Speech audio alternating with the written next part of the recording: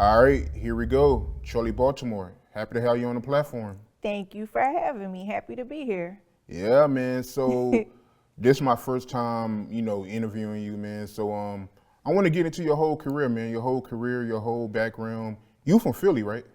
All day, born and bred. How was it like growing up in Philly? It was rough. I mean, Philly's not the easiest city to live in, but, it taught me a lot. And I think all my experiences of growing up in Philly probably helped me with, like just life in general. But, I definitely didn't grow up privileged.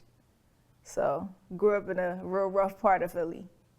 A spot called Down the Bottom, actually. That's what they call it. Right. So you kind of take that and, apply that to where I'm from. Right. Out of curiosity, did you have aspirations of being a rapper before you met Biggie? I actually used to rap when I was younger. It really started out as poetry. Like I used to write a lot of poetry when I was like really, really small. And then probably when I was about maybe like 10 or 11, I started playing around with writing rhymes because I was such a huge Big Daddy Kane fan. Like I was infatuated with Big Daddy Kane and just the way that he rapped. So it kind of just inspired me to just like, want to try it. So I really was writing rhymes for forever, but, I never really took it seriously. I just would do it and, I remember one time I worked in this place in Philly called the Gallery, and I actually was too young to work there. I lied about my age to get the job, and I ran into Will Smith. He was going into a Foot Locker across from where I worked, and I ran out of the store that I worked at and like pulled Will Smith out of the Foot Locker and rapped for him, which was crazy. And what was even crazier is that he actually called me and asked me to come and meet with him, and rap for like some of his friends or whatever.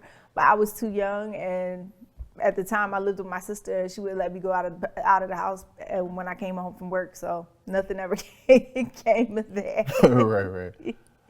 So, but from then on, like, I had my daughter when I was really young. I was 15 when I had my daughter. So, that kind of like sidestepped me away from, really like getting more back into my rhymes, because obviously now I have a young child I have to take care of. So, I didn't really start doing it again until probably around the time when I met Big. Right. So you didn't take rapping serious until you met Biggie, right? Well, I'm not gonna say I didn't take it seriously, because I always did it and I knew I was good at it, but Right. I didn't, ever think there would be like a career prospect out of doing it. So you from Philly, Biggie from New York. How did that come about, you and him meeting each other for the first time? Me and Big actually met at a show. He had a show one time here, and me and my girlfriends went to his show.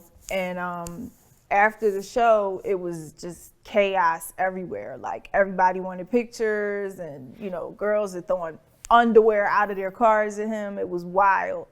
And he saw me and asked me to come here, and I went over there. Obviously I got a picture. I just really wanted a picture. And it was just kind of started talking, and in the midst of us talking, there's still like girls screaming and throwing numbers, panties, everything, just wild. And after I got my picture with him, he was like, "Can I take a picture of you?" So I was like, "You want a picture of me?" He was like, "Yeah." So we're literally outside taking pictures of each other, and then we just got into a conversation and kind of just went from there. Right. When did Biggie first find out that you could rap? The funny part about that is he didn't know I could rap, because, you meet, in my mind at that point, Big was like the best rapper in the world. So, of course, I'm not going to sit there like, hey, I rap too. So it probably wasn't until maybe like a year into our relationship, and it was a really weird experience, because what happened was I had the code to his phone, and he had all of these crazy messages on his phone from random girls saying all kind of crazy stuff. And I just thought it would be funny if I took like all of the girls' names, put them in this like rhyme I wrote, and like exposed that I had the code to his phone, which he didn't know.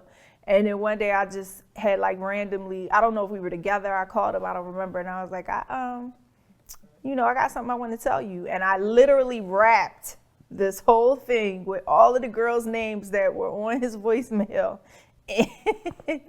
into his face. And he's just looking at me like, what the hell? And like different things that they said in the messages, I had incorporated them into the rhyme. It was like, meant to be a joke. But, his way of kind of getting out of that whole situation is, hey, yo, you could really rap. So that's really how it started. Like, it was a total fluke. But he was like, you got some skills, like, and you wrote that yourself? And I was like, dude, aren't we supposed to be talking about all these messages you had in your phone with these girls and you worried about whether or not I could rap or not? He was like, no, you really can rap. You got some skills. So, it kind of went from that to him telling me, if you write a rhyme every day, you're going to get better and better. Because he really was like, asking me questions. And in my mind, I'm like, he's just trying to deflect off of him getting caught up with all these girls, names and crazy messages in the phone. But he was dead serious. Like, if you write a rhyme every day, you're going to get better and better and better. So that's what I started doing. And, he would ask me if I was in Philly, he would call me like, did you write a rhyme today?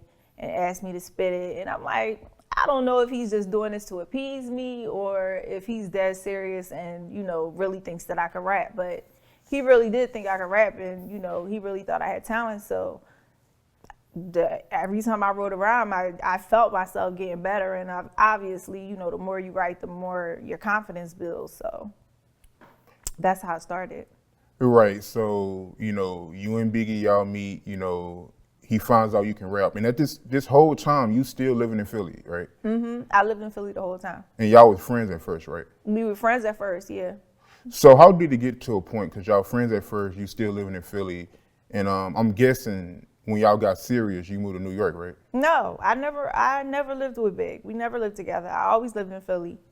And by that point, I had my second daughter, so I had two daughters, and my youngest daughter was under 1. I met Big when she was like 6 months old. So I lived in Philly the whole time. So I would just go back and forth to, he lived in Jersey actually. So I would just go back and forth to Jersey to see him. But no, we never lived together. So when did it get serious between you and Biggie? Because y'all friends at first, then, We were friends at first. We would talk a lot on the phone and, just randomly talk. And, I never was like the type of person that had like I don't want to call it a groupie mentality, but I was never like, overly intrigued with the fact that, oh my God, this is Biggie Smalls. Like, to me, he was just, big. Like, he was so cool, you know what I mean? And our personalities meshed so well, it was easy to, develop a friendship with him. But he actually invited me to come to California one time. He was doing the Martin show. And by that point, we had been talking and, on the phone, corresponding a lot. And I went out to LA for him to film the Martin show. And that's when, our relationship kind of went to the next level. Right. So tell me about that. It going to the next level, you and him starting to get more serious, hanging out more. The next level, like, I didn't, at that point, when you're first dealing with somebody and y'all were friends first and then you take it to the next level, you're not really in your mind thinking, this is a relationship. And then at the end of the day, we were very young. So I'm not thinking, this is something super serious or it's going to turn into something super serious. But it really kind of developed really fast because after the LA trip, like we were together all the time. Like I was going up to New York all the time to see him. And, if he had a show out of town, he would fly me out, whatever. So, we were just always together. So. Right. So what was the plan Biggie had for you? Because he found out you could rap, he was a fan of you rapping. He said you could rap. So what was the plan he had for you? Well, Big had a separate company that Junior Mafia was on called Indias that was with his partner, Lance Rivera. And so like all the Junior Mafia songs and records and stuff were going through Indias. So at some point we started having conversations about, me becoming an artist for real.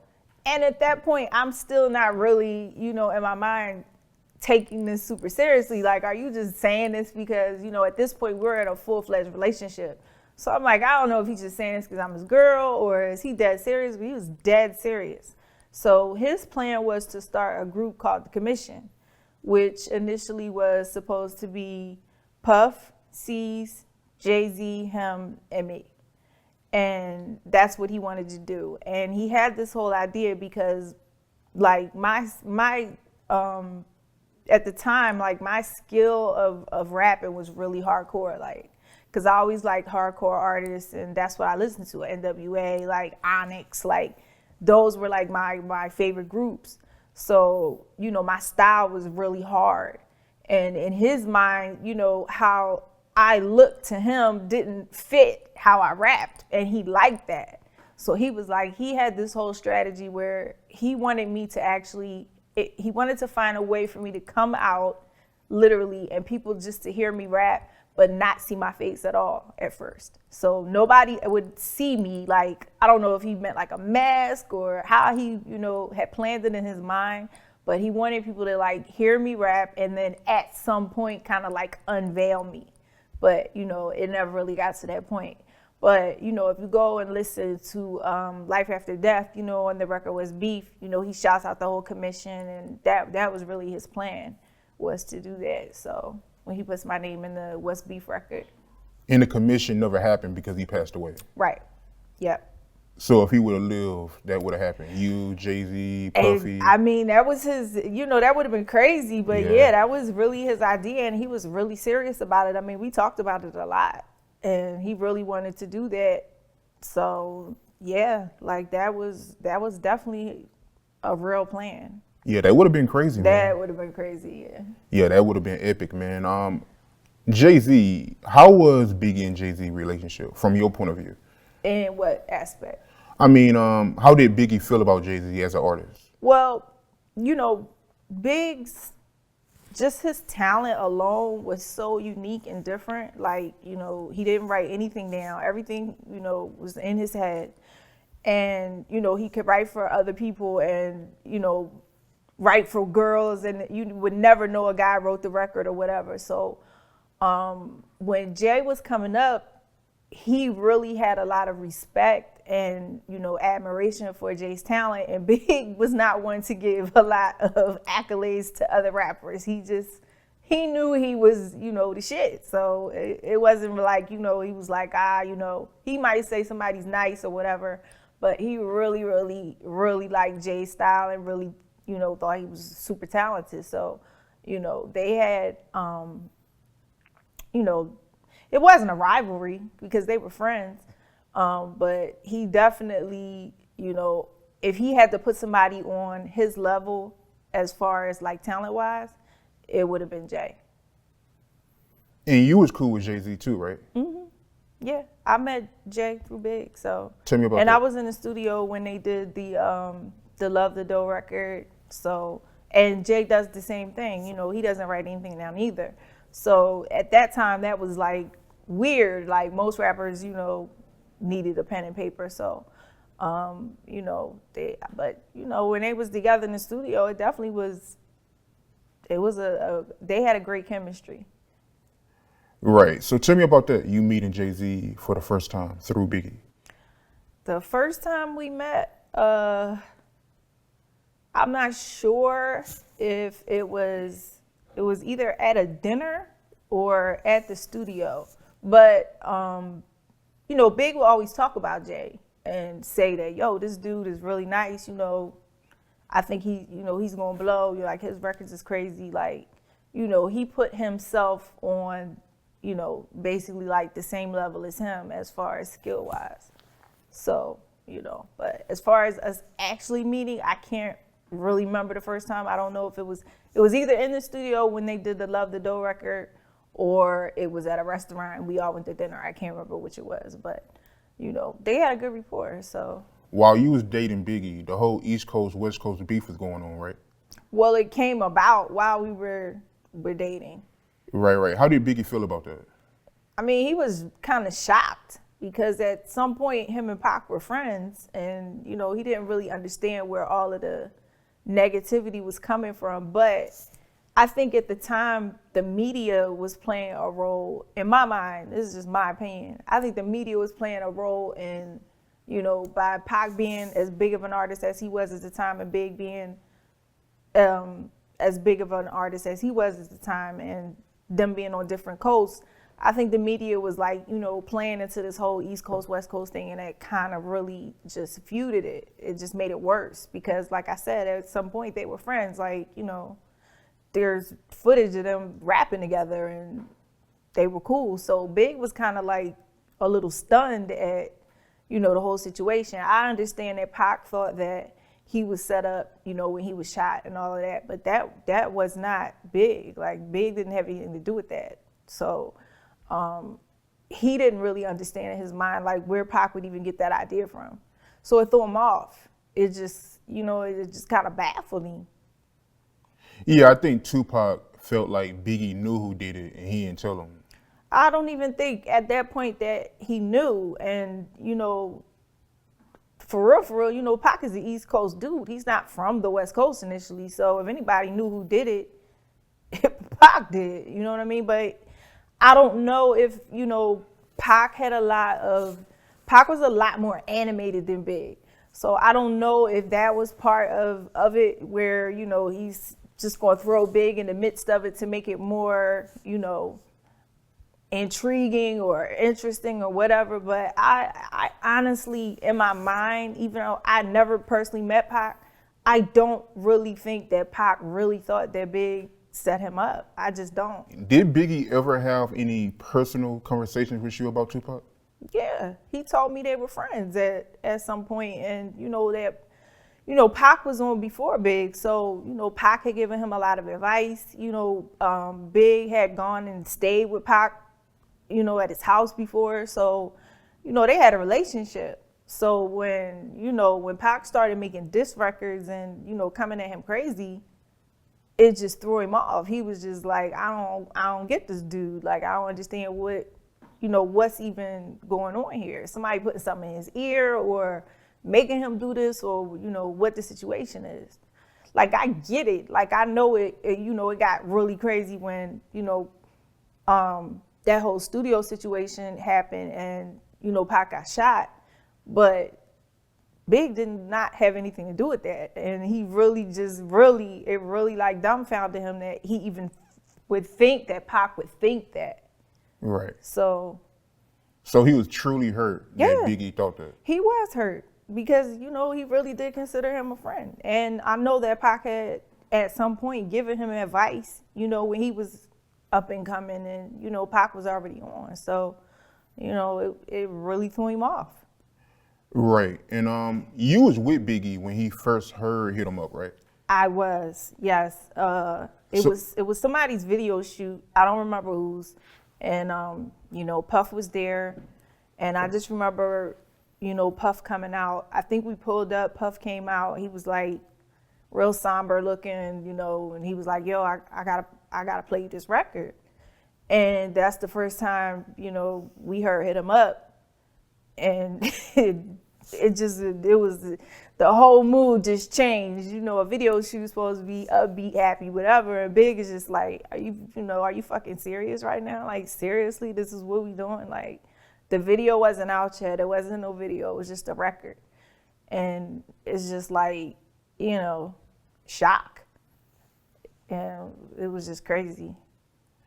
What was his reaction to some of the stuff Tupac was saying in there? Like, he said he had relations with Faith Evans. He dissed Little Kim, Little C's. I mean, Big, you know, obviously Big was hurt. Because, I mean, you have somebody that you are friends with and you really don't know where all this animosity is coming from. And then you got this dude just riding on you and you're not knowing, you know, what's what.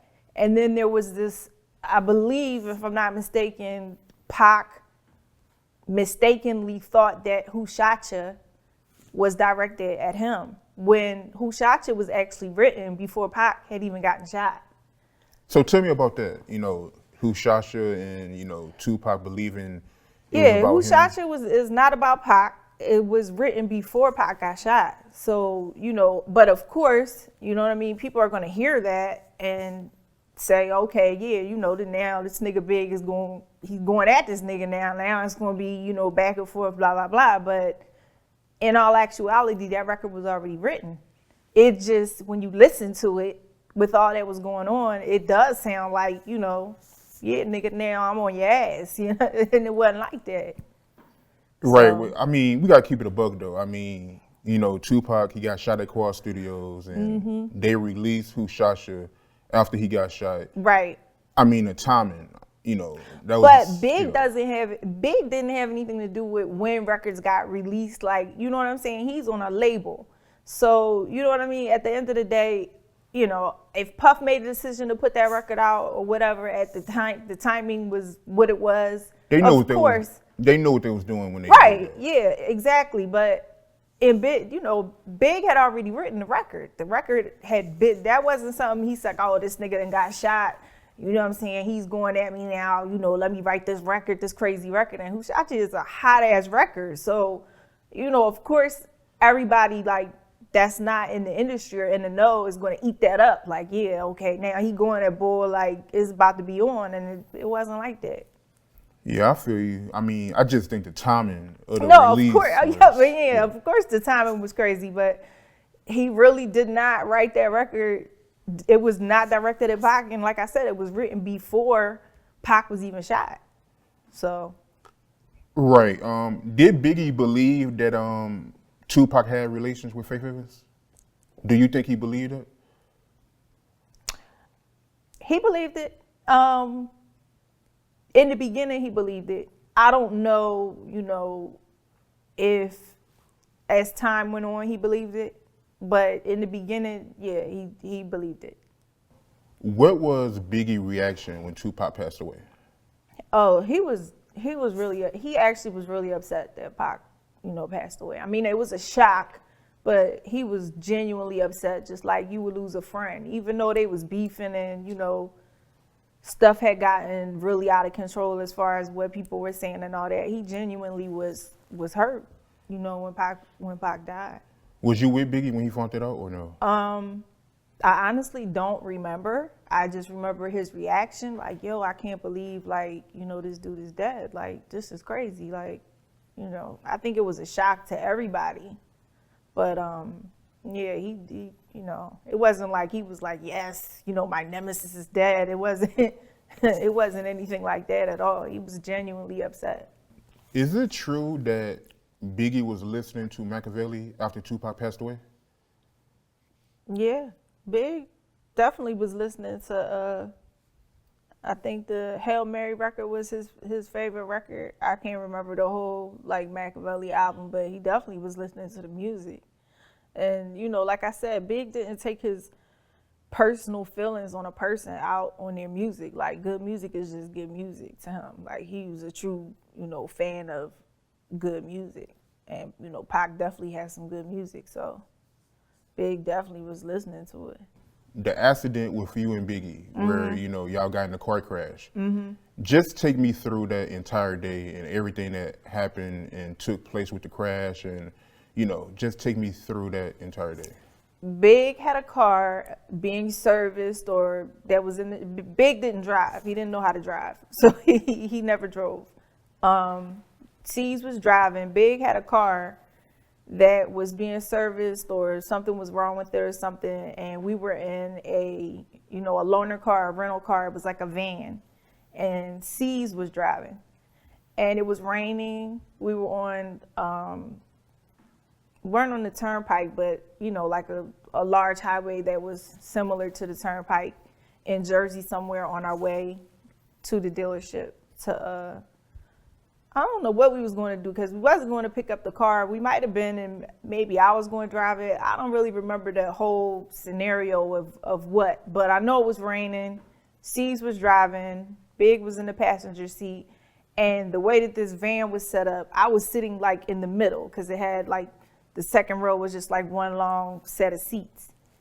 And let's just say C's wasn't the best driver. C's, we came through a toll, and it was like a turn, and by being wet outside or whatever, C's was going too fast, and instead of slowing down, he accelerated, and we flipped over the guardrail onto oncoming traffic. And then on the side of the road was an embankment with water and everything in it. So when the car flipped over it went over the embankment, it flipped again. So, I mean, it literally is like what people say, like when you see your life flash before your eyes, it felt like that. And I'm sure, this accident probably only took like a matter of seconds, but it felt like it went on for like an hour. We flipped all the way over to the side of the embankment where, put it like this, if we would have went over, there was a guardrail there. If we would have went over the embankment, we'd have been in the water. That'd have been it. We hit the embankment. I think I was out for a minute. I was unconscious. And when I woke up, I didn't know where I was or whatever. I didn't see C's, and I'm looking around and I can see like, the sky and the rain and everything. And I'm like, well, I'm sorry, it had stopped raining at this point. And I'm looking and I'm like, is it raining? Is it raining? And Big is sitting in the passenger seat and he was like, don't move. And I was like, I remember I just kept saying something about rain, and he kept saying it's not rain, it's blood. So what happened was when the car flipped like that, C's somehow got thrown from the car. So he wasn't in the car, but he also wasn't in the embankment. C's mouth had hit the steering wheel. He lost all his teeth. So he was like running up and down the side of on the side of the road, just holding his mouth. And Big was actually stuck in the car. The car had wedged him, in between the seat and the glove compartment. And he couldn't move. And, he was a big guy, so he was just stuck there. I went through the windshield, and I was literally on top of the car, and I had a serious head injury. I actually have stitches that go from probably like the back of my head all the way here. So it would have went a little bit further, it would have been my whole face. But it was just blood everywhere. The police came. By me having a head injury, they considered that the worst injury, so they took me first. And I just remember Big saying, I can't feel my leg. So they had to get the jaws of life to get him out of the car because, again, his size and the fact that he was wedged in like that, he couldn't get out. And I honestly don't remember when they took C's. C's didn't have any real like serious bodily injuries like broken bones or anything, but I had a concussion. I broke my ankle, crazy stuff with my neck, but Big's leg was shattered. So his whole, he had to get a whole metal rod put into his leg. And, again, by him being a big guy, it was just a lot of complications with that. So he wound up being in the hospital the longest out of all of us, and also having to rehab and he had to learn how to walk again because, his leg was just messed up. But yeah, that was intense. That was a crazy accident. Like, that was wild. But so when Big went to Cali, that was really like his first kind of like foray back into, getting around, because at that point, he was in the hospital for months. So that was like the first time that he was really able to walk with a cane.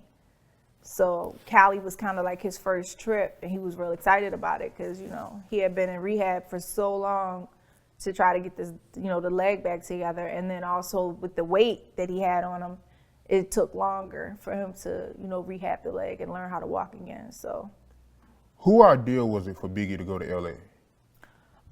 Well, what happened was Life After Death was not supposed to be a double album. It was only supposed to be, a regular album. He was in the hospital so long, that's what he was doing all day. He was writing rhymes. So he wound up literally writing a whole second part of life after death in the hospital, and that's how it wound up becoming a double album. And then the first single off of it was Hypnotized, and they wanted to shoot it in Cali. So I don't know whose idea it was. I'm not sure, but that's what they wanted to do. And Big wanted to kind of just show people, because everybody kind of knew about the accident, that he was doing much better and was good, even though he still had his cane. So he was, and also they were finishing up the Benjamins record. That's when they were doing the All About the Benjamins record. So that's what he was out there doing. He asked me to fly out there. So I actually was out there up until the day before he died. I actually left the day before. So initially I was supposed to stay, and I would have probably been in the car with him when he was shot. But I wound up leaving the day before. So just take me through that, man. Being in LA with Biggie, his last days, his last weeks of him being in LA, how was that experience like? For him? Yeah, like for both of y'all. Because I heard he was getting death threats in LA, right? I don't remember him getting any death threats in LA. Like, Big liked Cali, period. So I remember him saying that he wanted to have a house out there. He was thinking about looking for a crib out there. He just liked, the whole atmosphere of it.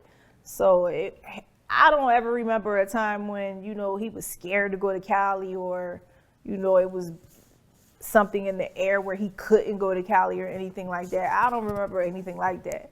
He always liked Cali, you know what I mean? He liked the environment, and, they wanted to shoot Hypnotize out there. So the weeks, the time that I was out there before, he died, I mean, he was really in great spirits most of the time. You know what I mean? Like, he was happy to be out there.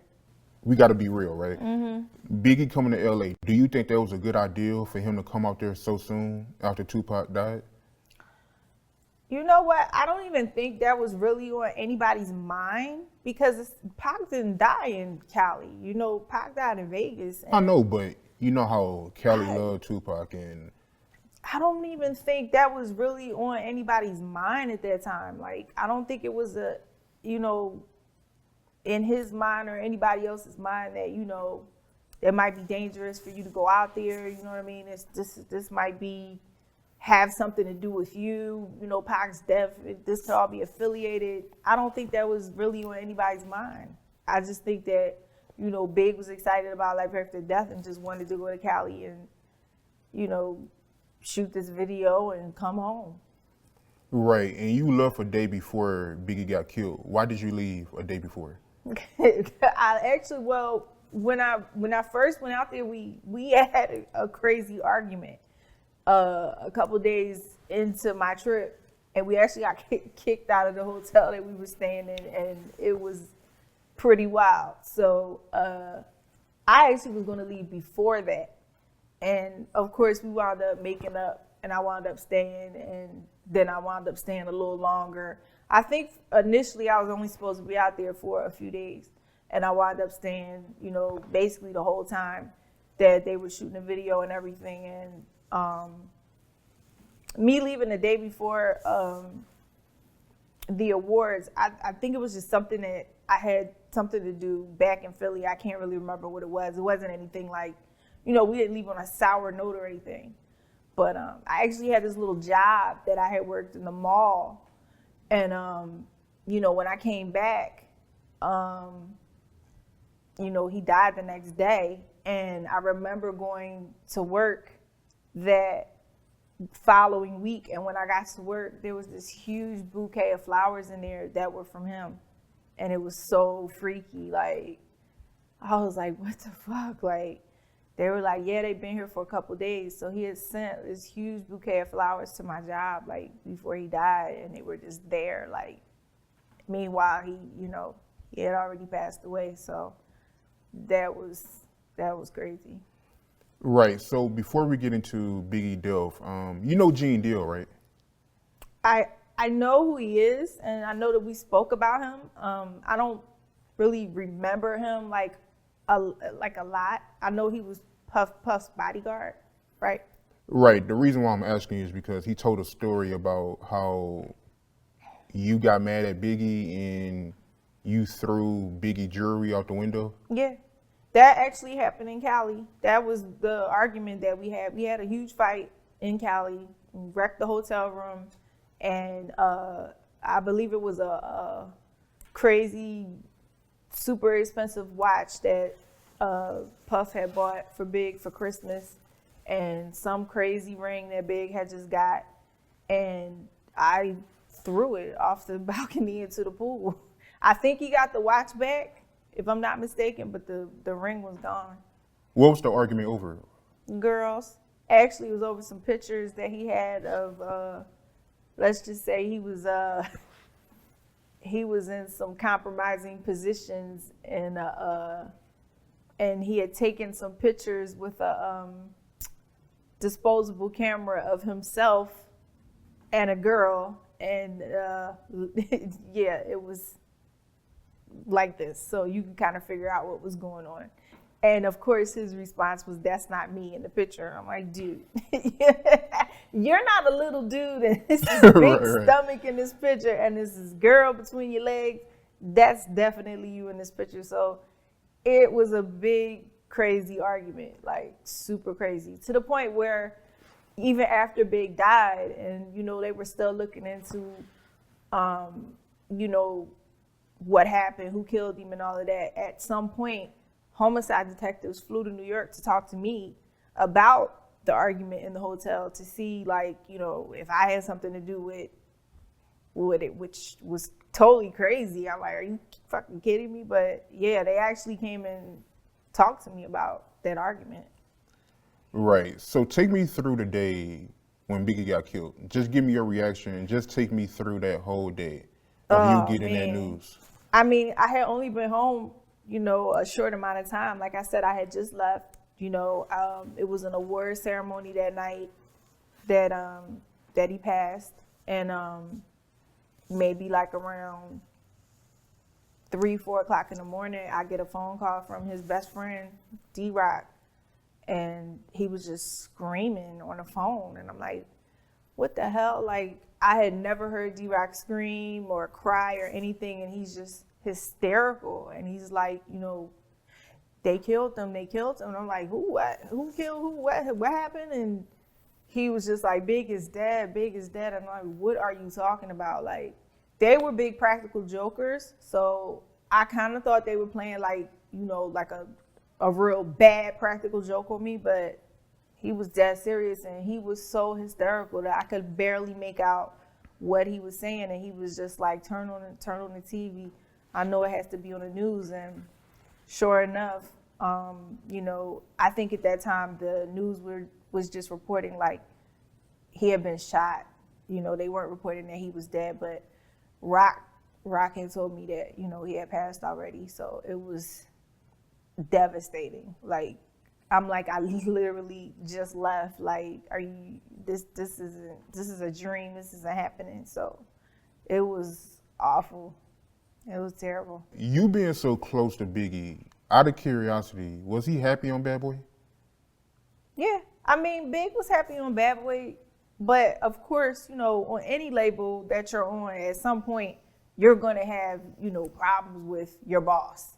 That's just part of the game. You know what I mean? So, they would have their little problems here and there, but for the most part, to my knowledge, he was, happy with Bad Boy. And then also he still had his own company with Un that he worked on with the whole Junior Mafia thing.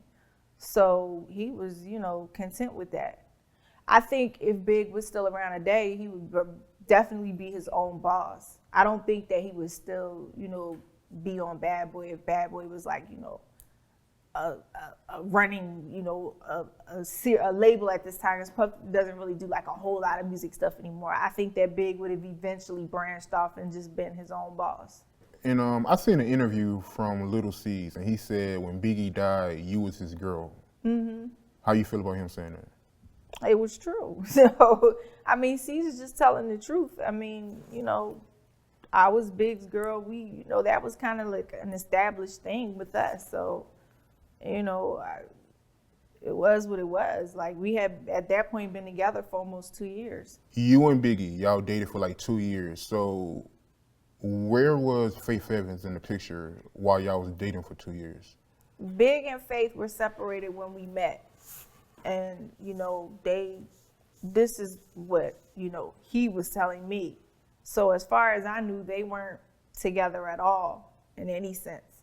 But I know that, Big being the guy that he was and being a young guy, obviously he still had feelings for her. He married her. But then he also wound up having a baby with her while, we were together, which was crazy because at that point, we had been together for a while. And, I didn't know he was going back and forth, but I don't know. I mean, Big was a young guy. We all were real young at that time. And, that's how I look at it. You know what I mean? If you were to do that now as like an older adult, it'd be a totally different situation. But, obviously he had to sit me down and tell me, listen, Faith is pregnant. So, How did that go when he told you that? That did not go well. That did not go well with me at all. But at that point, I had been with him for a while. We broke up a few times. I'm pretty sure we probably broke up around that time too for a while, but they were still separated. So, he was just like, I'm going to take care of my responsibility and, take care of my baby. You dated Biggie for 2 years. So with that being said, why wasn't you in the Notorious movie? You asking me? I have no idea. Like, I don't know the powers that be that did that movie. Like, I really never did the research to find out, who were the people that actually put that whole movie together. I've seen bits and pieces of it. I've been told I'm, not in the movie or whatever. But in my mind, I'm like, if you're going to make a movie about somebody like Big, whose legacy to me should really be about his music, not his personal life, I can take it and say, okay, cool. But because they focused on his personal life and it's not accurate, I'm not, bothered by it. It doesn't bother me. Like, it never really bothered me what people thought about me and Big's relationship because I knew what it was. So, a lot of times people are like, oh, you should write a book. You should do this. You should do that. And I'm like, that's just not my personality. Like, I don't need to validate what Big and I had to everyone else because he and I knew what we had. And the people that were closest to him knew what he and I had. And also, I also feel like, Big had the two dudes that Big was around the most every day were D-Rock and C's. If anybody is going to do a movie about Big, it should be one or both of them because they knew Big in and out, every aspect of his life. They lived with Big, so they were with him every day. So, to bring in somebody, an outsider, who is just taking bits and pieces of his life and saying, okay, we're going to, say this happened or say that happened or whatever and, add the cap up for the movie or whatever. That's just, it's not accurate. So, in my mind, it just, I don't think, and I've never seen the whole movie, straight through. I just don't think that's an accurate portrayal of Big's life if you're going to make a movie about his personal situation. In my mind, make the movie about his music, his legacy, the fact that people still listen to Big, 20 years later. Obviously, yeah, I'm sure his personal life was intriguing. He was a young guy, the hottest rapper out, and he had a lot going on. But at the end of the day, like, I don't really take it personally because I know, like I said, I know what it was, and the people closest to him know what it was. So I don't, to really look at that or take it any kind of way. Long Kiss Goodnight. Mm-hmm. Was that about Tupac?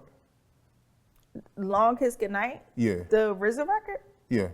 No, actually, Long Kiss Goodnight was a record that he did as kind of like a homage for me because I was such a huge Wu-Tang fan. Right. Like, I was like a Wu-Tang fanatic.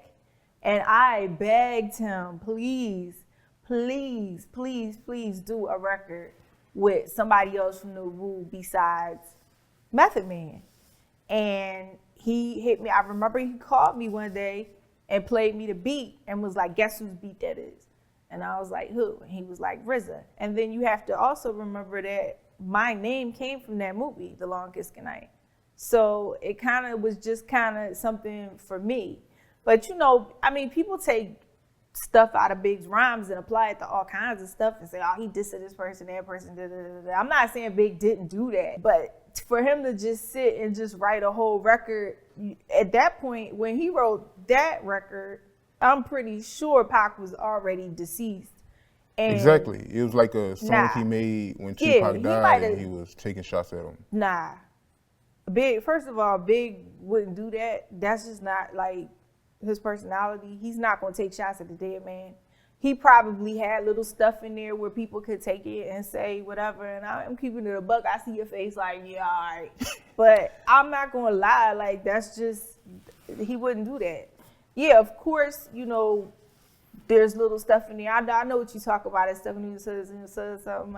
I ain't mad at you. I know what you're saying. But nah, it wasn't a diss record. You know what I mean? Like, you don't make a diss record after somebody that passed away. That's kind of whack. You know what I mean? Like, that's not cool.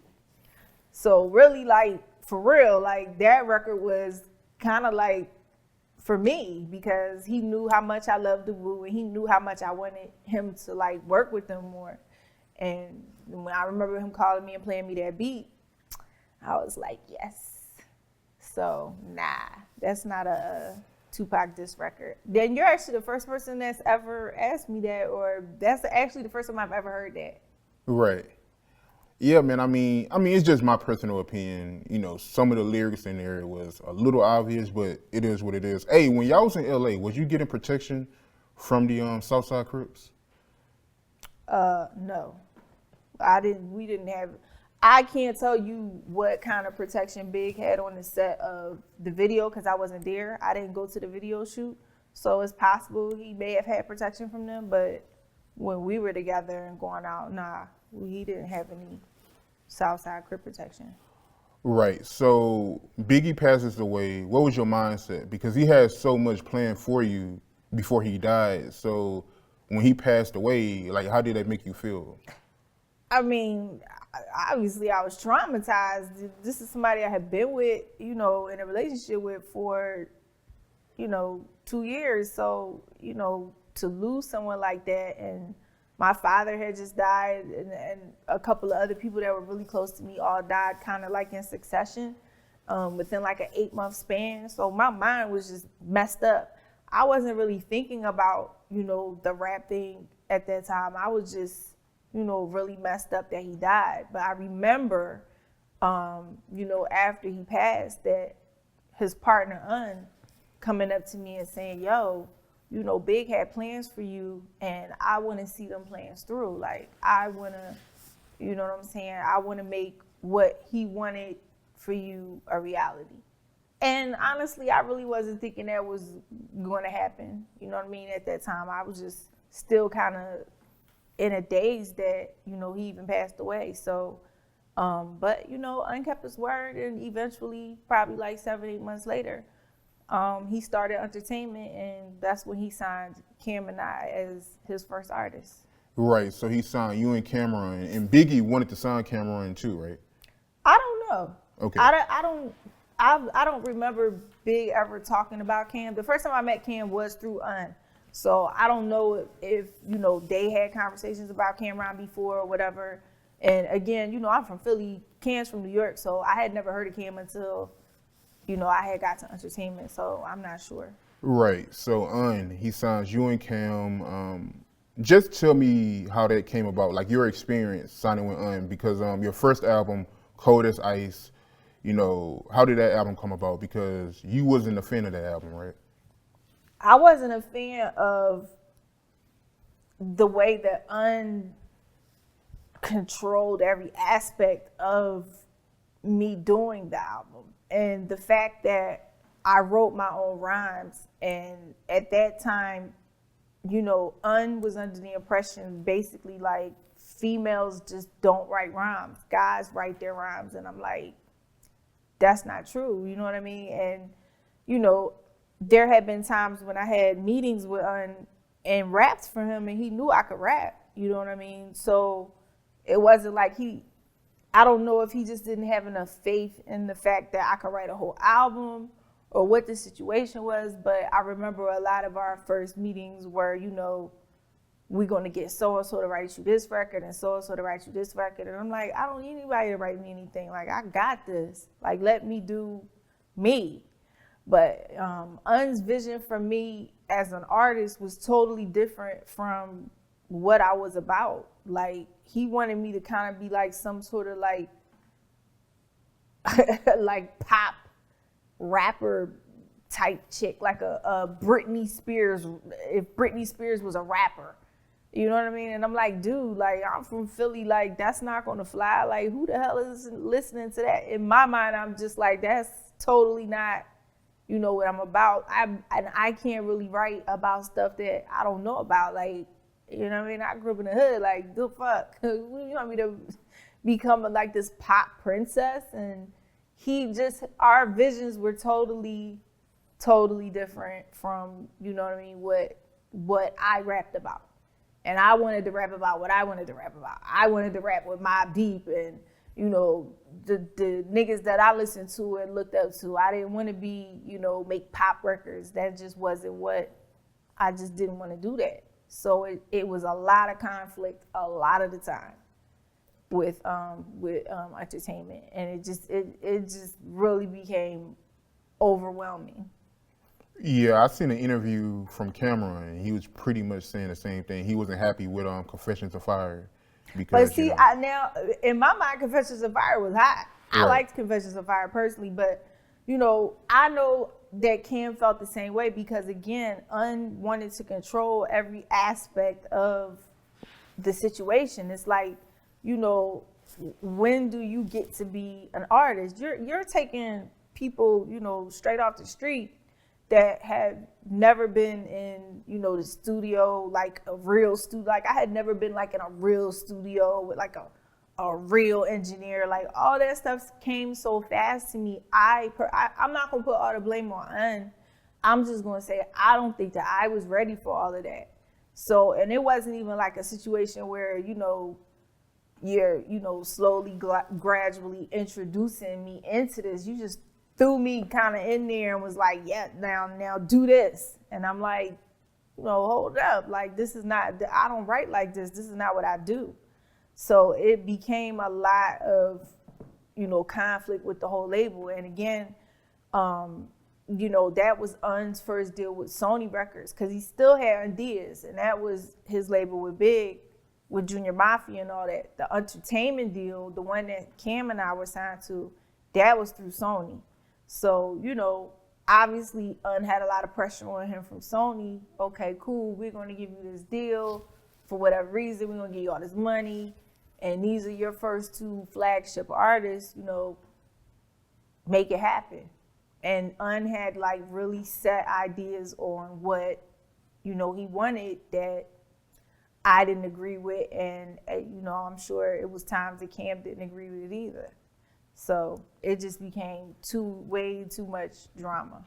And your first single for your first album, The Lox wrote that, right?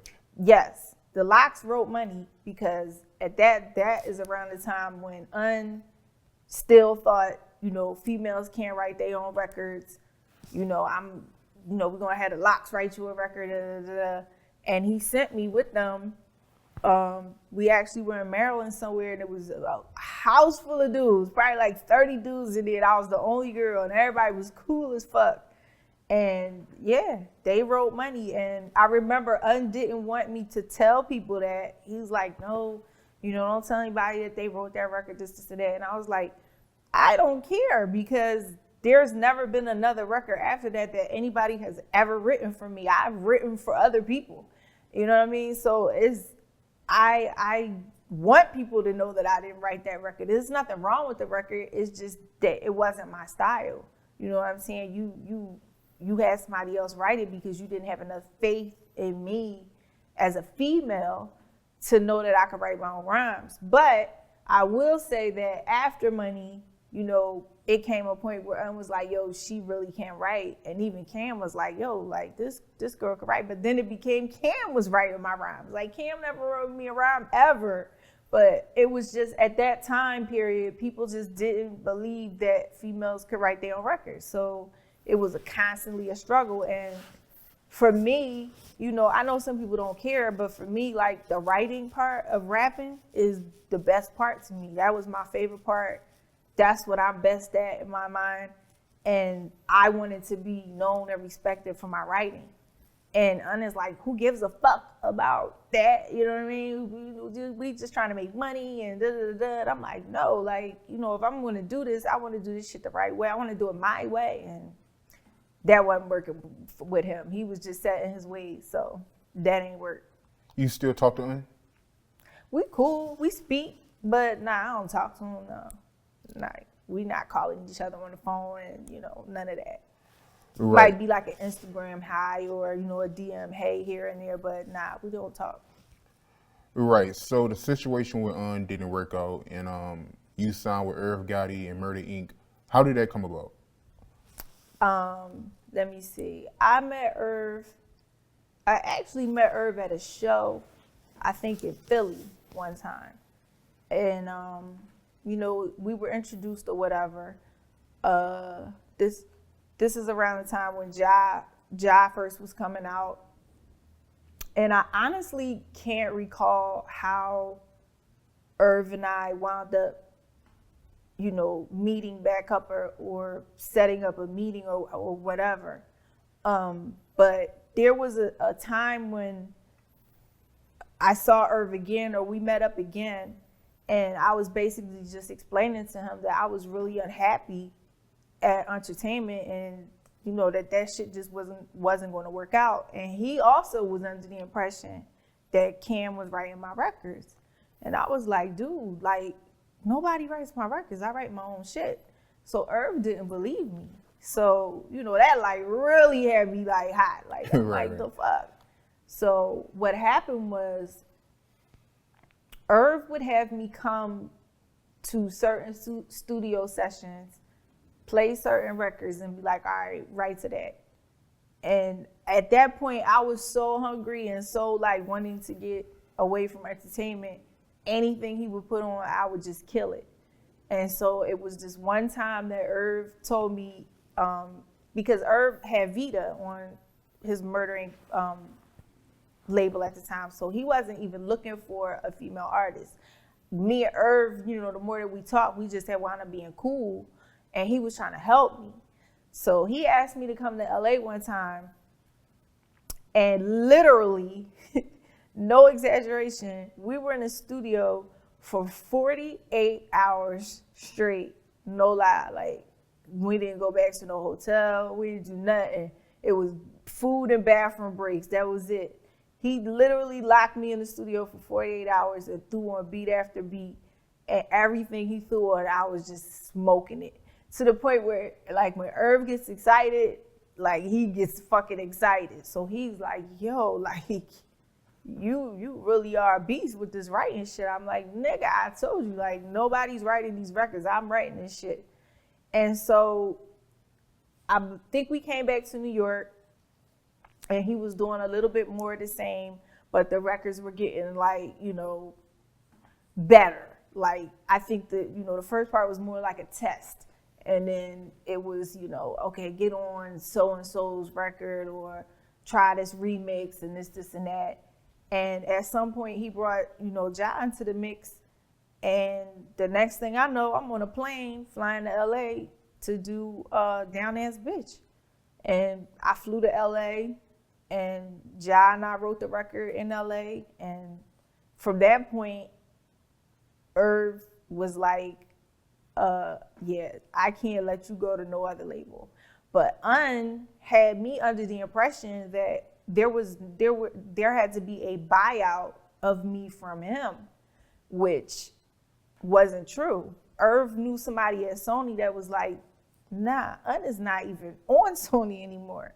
So Un kind of kept me under, you know, his umbrella without me knowing it. I didn't even have to be there. I was a free bird. And so once Irv told me that, and once I did Down Ass Bitch, it was basically over. Like, Irv wasn't going, we shot the video for Down Ass Bitch maybe 8-9 months after I wrote it. And there was no way Irv was going to let another label come in and sign me after that, because that record took off. So he signed me to Murder Inc. How was it like being signed to Murder Inc. at their peak with Ja Rule, Ashanti? Well, Ashanti wasn't there yet. When I first got to Murder Inc., she was just starting to like come around, and I think Irv kind of does the same thing to everybody. You know, he tests them out and see. So she wasn't on it when I first was coming around. But then, you know, she came, and then, I mean, to me, it was magical, because I had been through so much, you know, with my first label, with the entertainment situation, and things just going so wrong.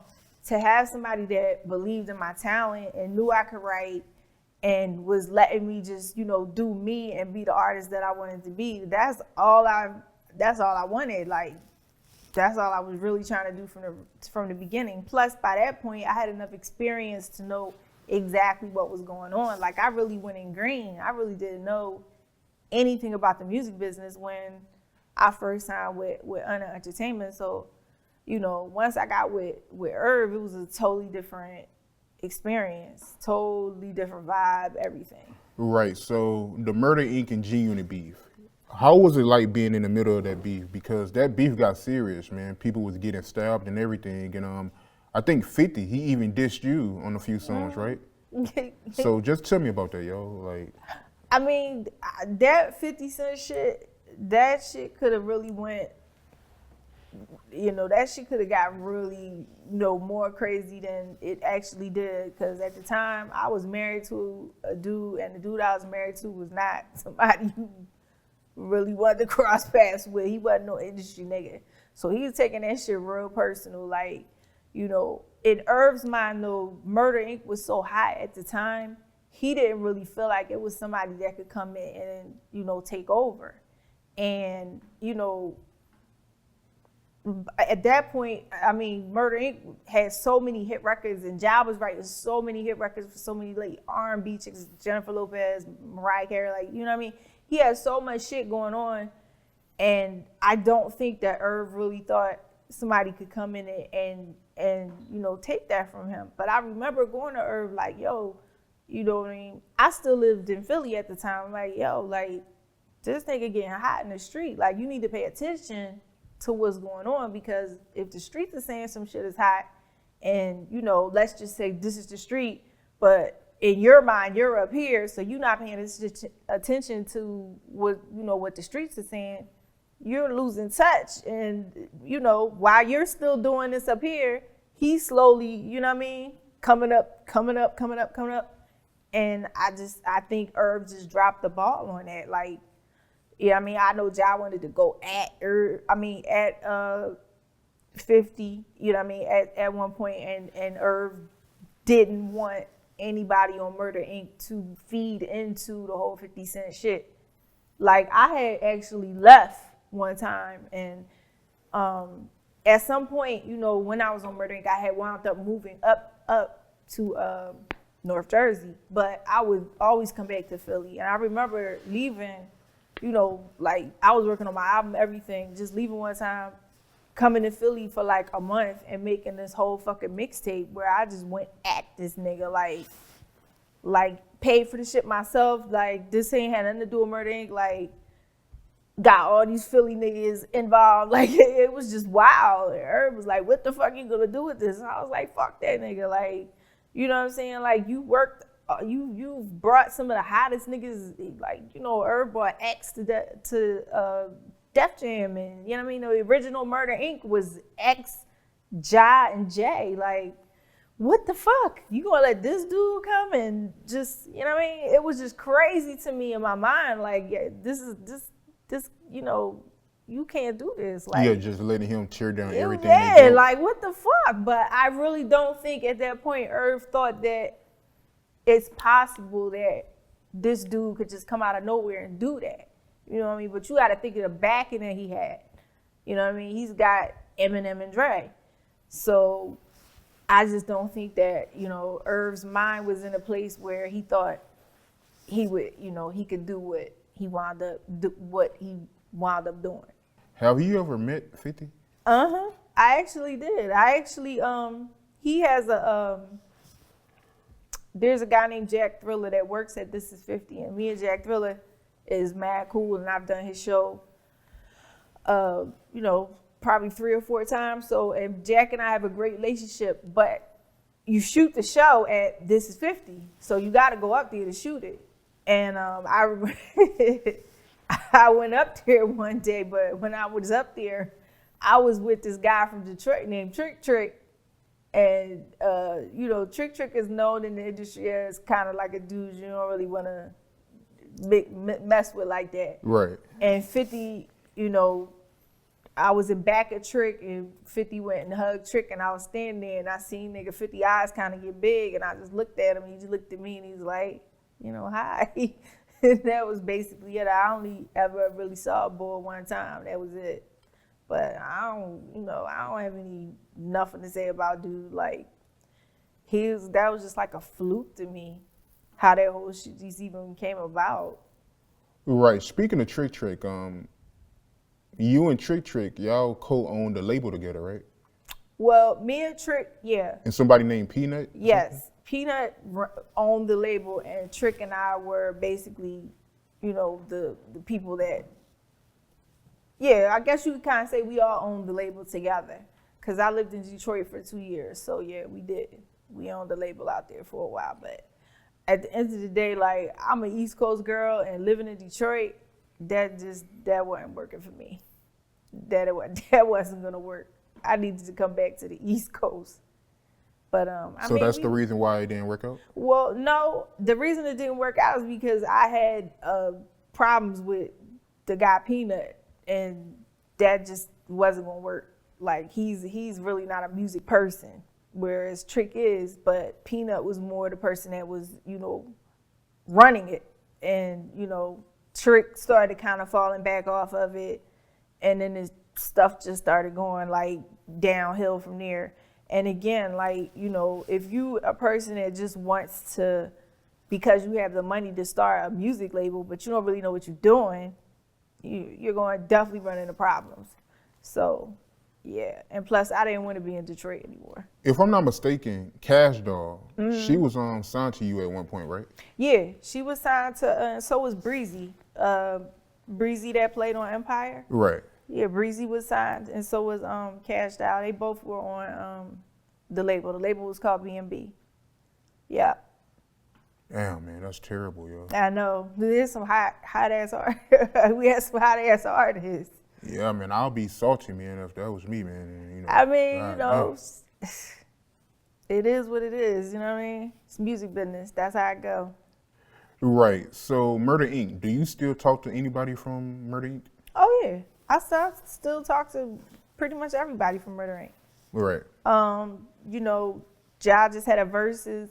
Unfortunately, he didn't give me enough time to get up there to do it. And I had the dates mixed up. Yeah, I was telling you. So I didn't get a chance to do it. But yeah, Ja and I are cool. Vita, Irv, we all still talk. We don't talk every day, but there's no beef. Like, Irv and I had our differences for, a while. Actually, a number of years. We didn't speak for a long time. But, I got past all of that. I just kind of feel like, if you sit and just harp on all of the negative stuff that you've been through in this business, and you'll just have like hatred in your heart forever, and that's not conducive to anything. You know what I mean? And I always tell Irv and Ja at the end of the day, like, they taught me so much. Just being around, just Ja's talent alone, just being around that will just motivate you to want to be better. So I can't ever take that away from them. Like, I would never regret signing to Murder Inc. Right. So you was actually supposed to be a part of the verses, but Ja Rule, he told you at the last minute. Yeah, he didn't give me enough time. He was like, right. You know what I mean? He didn't give me enough time. I know everybody was calling me like, yo, are you here? Like, I'm in the audience. Like, people that, I know just went up there to see it. I was like, no, I'm not there. I know I still feel bad, but you know, Ja wasn't really upset. He was just like, I know, Chuck, I should have called you. I should have called you before. He just didn't give me enough time, but I definitely would have did it. Right. Cameron, how you feel about him saying that Jay-Z stabbed Un over you? I don't know what the hell, why Cam said what he said, but you know, Cam says a lot of crazy shit out of his mouth. Like, it's not surprising, you know what I mean? And Cam did apologize to me at a later time for saying that. But at the time, it did spark a lot of shit because I was married at the time, and you know what I mean? My husband was like, what the fuck? It was just wild. Like, the first time I heard that, I was like, oh, okay, like, that's wild. But, you know, and then it doesn't do anything but just start rumors swirling, you know, worse and worse and worse. But you can't stop what a motherfucker going to say on a record. Like, it is what it is. Right. So what's the truth about that incident? What really happened? I don't know really what happened. I actually came there after the effect. Like, I was already stabbed. I don't know exactly who stabbed him. I don't think that Jay stabbed Un. But there was a record, or it was something going on with some bootlegging of some albums or something, allegedly, that Jay thought that Un was doing to him. And apparently that's what sparked it off. But by the time I got to the club, because if I'm not mistaken, it was this huge Q-tip party. I think it was a Q-tip party. I know it was at a club called the Kit Kat Club. And it was, you know, industry packed. The whole industry was in there. And by the time I got there, everybody was just running out. So I'm like, what the fuck is going on? Like, everybody's just running, screaming. And I'm, you know, la-di-da walking through. And next thing I know, all I see is Un laying on the ground. And I'm like, what the fuck is, like, what the fuck is wrong with you? He's like, yo, I'm stabbed. And I'm like, and then the next thing you know, the cops are coming and taking all of us down to the police station, me included, making us spend a night at the police station so they could question us, because, you know, I was there with my friends and we was pretty drunk, so they wasn't going to question us drunk.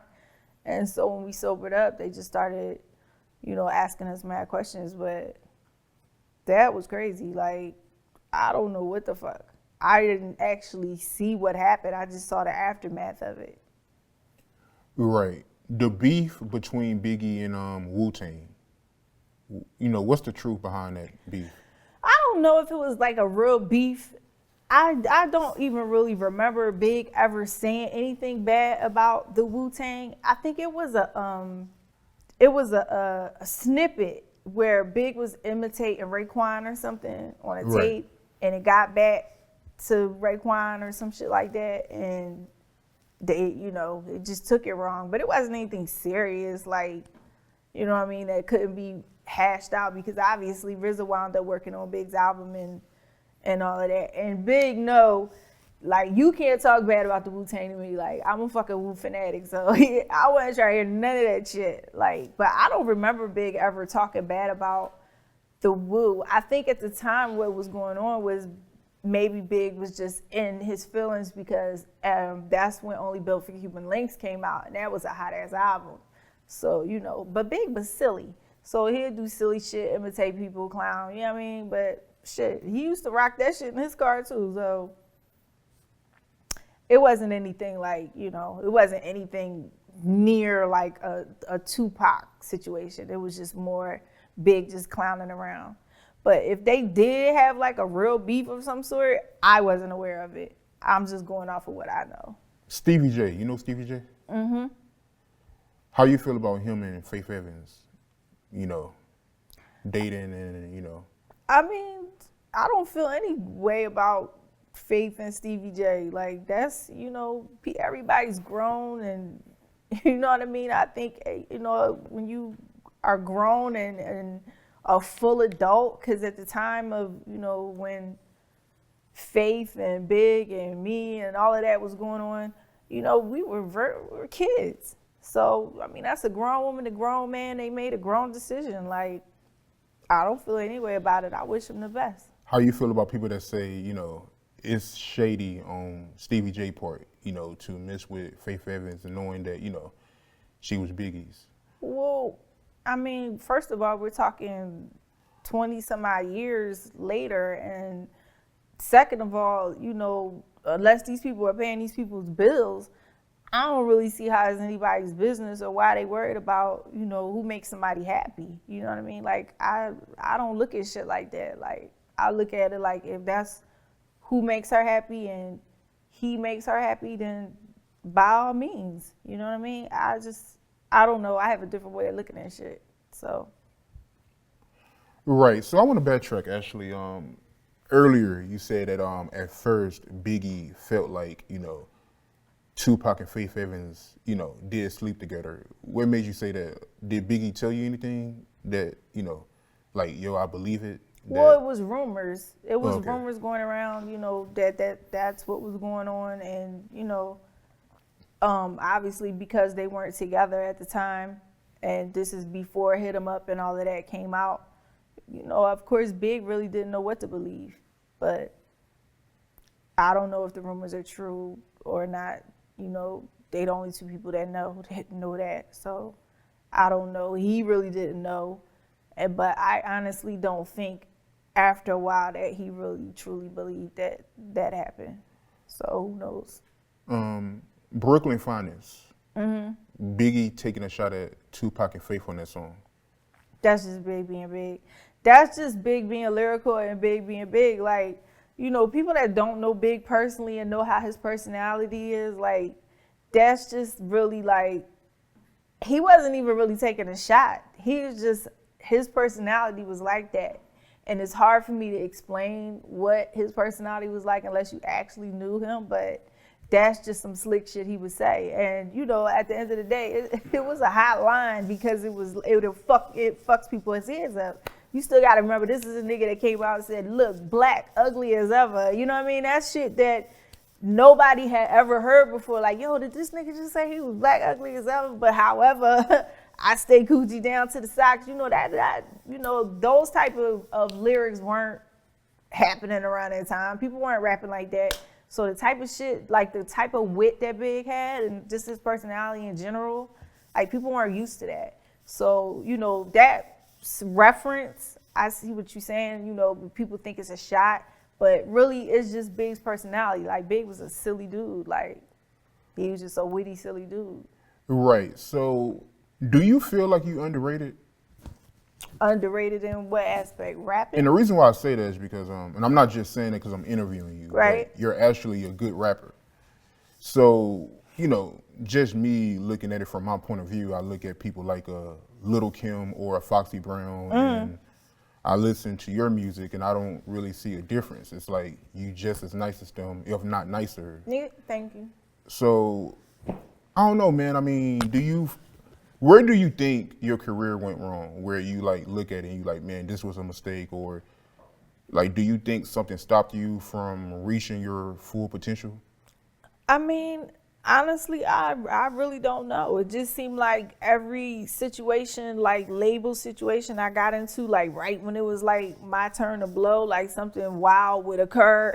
Like, you know what I mean? With Murder Inc., it was the whole Fed shit and the whole, you know, 50 Cent shit. And meanwhile, I just completed an album for them. So, you know, with it was, honestly, like I said, I don't really think I was ready 100%. Like I was still learning the game and everything. And then he had so much control over the situation that I don't even consider that album like a real album. You know what I mean? I did put out an album on the label that I did in Detroit that actually did really well. You know what I mean? Like, even though it was like later in the game, I just wanted to see if I could do it. You know what I mean? And it wound up being nominated for, you know, a BET award, which I was just happy about that. Like, you know, I don't know. Maybe it's just meant for some people to just do certain things in the music industry and not be like some, you know, Drake level artist. Like for me, like I always say, like my favorite part of the industry is the writing aspect of it. Like I'm cool with not being in front of somebody's camera all day. I'm cool with writing other people's records. I'm cool with all of that. Like I don't have to be in front of the camera. So maybe that's just not my calling. Like, it just wasn't my time. But I don't look back on it and regret it, or, you know, I'm not salty about it. Like, oh, you know, my career. Like, I don't do that. That's whack to me. So before we end the interview, man, just let the people know what you got going on right now. Well, right now I have my oldest daughter, who's a model, is transitioning now. She has a band called Do Funk. So I've been helping her out with that. They're doing really well. They're based out of New York. It's really eclectic sound. And my younger daughter's a DJ, so they're both into music. So that's funny that I got two daughters, both in different aspects of the music business. But, you know, I try to help them out as best I can. So, you know, that takes up a lot of my time. Charli Baltimore, man, great interview, man. Thank you. You're a great interviewer. Oh, I appreciate it, I man. thought it was going to be worse than this. I thought you was going to ask me some crazy stuff, but you're a very good interviewer. Yes, indeed, man. Gotta have you back, man. I'd love to come back anytime.